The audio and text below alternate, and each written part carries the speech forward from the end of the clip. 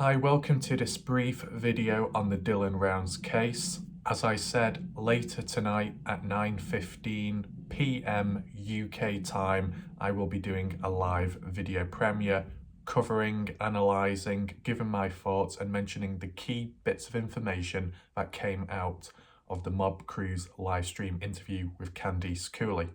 And kind of tying it in right now, I want to show you a little snippet, and it's to do with the moment Candice Cooley calls out Brookie. Here is what she had to say about Brookie. Someone claims they have spoken with Brenner since he's been incarcerated. Is this true?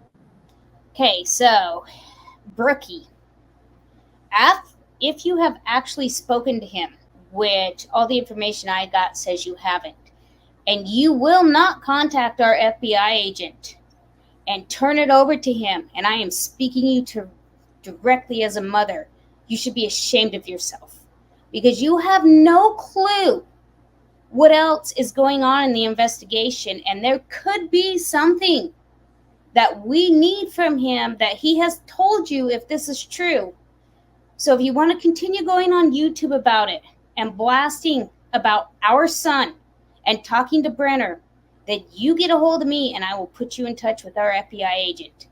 If you cannot back up what you're saying, shut up, because it's enough.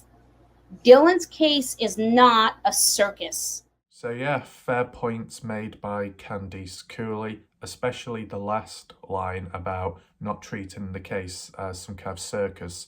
And, you know, that was the same thing said by Justin Rounds previously on his original Facebook post reaction to the No Thanks interview with Candice Cooley. So, you know, it all makes sense because, like with the drama, not directly associated with Dylan, but just people within the community, I guess it can be seen as annoying and frustrating because it's tarnishing and taking away the credibility and seriousness of the Dylan Rounds case, with the police already doing that with the way they treat things and treat the family. I guess it really doesn't help when other people on top of that start mocking and messing around in that sense. So that can all be explained, okay? But with Brookie though, so obviously Candice Cooley doesn't have the best of opinions towards Brookie, and it's fair, it makes sense, because you've got an individual, whether they're a male or female, whether they're Kendra Penn or somebody else, whether they have that profile picture set as their true face or it's just a fake one online, it's a person at the end of the day who has appeared on different live streams. I've mainly seen it on No Thanks. You can list down below if there are any other YouTube channels in which she has appeared on. I know she has her own channel and she's made videos herself, but I don't think they're all directly to do with Dylan Rounds. So she might come and go, looks into a range of different mysteries, possibly, whether it be fantasies towards criminals or just genuine interest.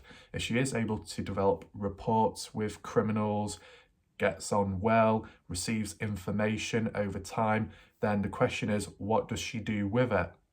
Up to now, she's gone on the likes of No Thanks, as some of you have seen, and said, oh, Jim Brenner has told me this, he's told me that. I've started talking to him and asking him questions, and we've been getting on really well, and I want to have babies with him and all that stuff. And it's like, okay, that's all good. If you're making progress with the criminal, let's just put it that way. But where's the evidence? Because that's basically the only thing that matters, like an audio recording, some kind of transcript, anything like that could be used as evidence. And that's what Candice Cooley is referring to. You know, it's all talk but no action.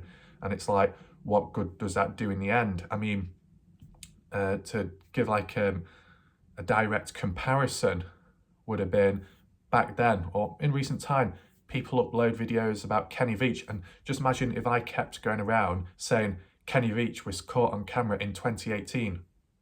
Kenny Veach was caught on camera in 2018 on repeat, whether it be on someone else's video, comment section, or in a live stream. And I didn't have a video at all to back that point up. That wouldn't be helpful, would it? People would see that comment and think, so what? Where's the proof? Where's the evidence? Show me, give it. Now, obviously, in my situation, I do have a form of evidence, CCTV footage, and analysed it extensively. But someone like Brookie, Kendra Penn, doesn't seem to have any evidence on her end regarding what she knows and has seen/heard. So that's where the big contrast is at. And obviously, some people might try and be cocky and throw the point up and say, yeah, but Andrew, on some of the previous posts and videos, you said you've seen Kenny on caught on camera. Where's the link? There's no link. And it's like, well, first of all, if you check on my channel, the videos are there. If you search it in the search bar, they will show up. And also, I can't provide a link on other people's channels' videos because YouTube automatically removes links within comments and highlights them as spam. So they go to the held for review section. So the user of the channel has to manually review the comments and approve them. So that's why I can't provide links, because the comment will be deleted. Yeah. So all in all, you can leave your thoughts to what you think about Brookie. Do you think Brookie genuinely has met up with Brenner in some way? Yes or no? If so, do you think Brookie has actually received information from Brenner? Yes or no? And if that's all happening, do you think Brenner is aware? Or is he being played along? Or is he playing her at her own game? Let me know what you think down below. And as said, like with Candice, she said, you've not reached out to the FBI or police. And it's like, well, why isn't Brookie doing that? You've got to ask yourself. Obviously, the LE are dodgy at the moment, so you can't rule them out either. But the way Brookie is, it really kind of like highlights where things must be at. Unless Brookie still thinks she's got work to do to get on Jim Brenner's good side, to get as much information out as possible. Like, let's just put a slant on things. Some people still believe that LE are genuine and are doing good behind the scenes.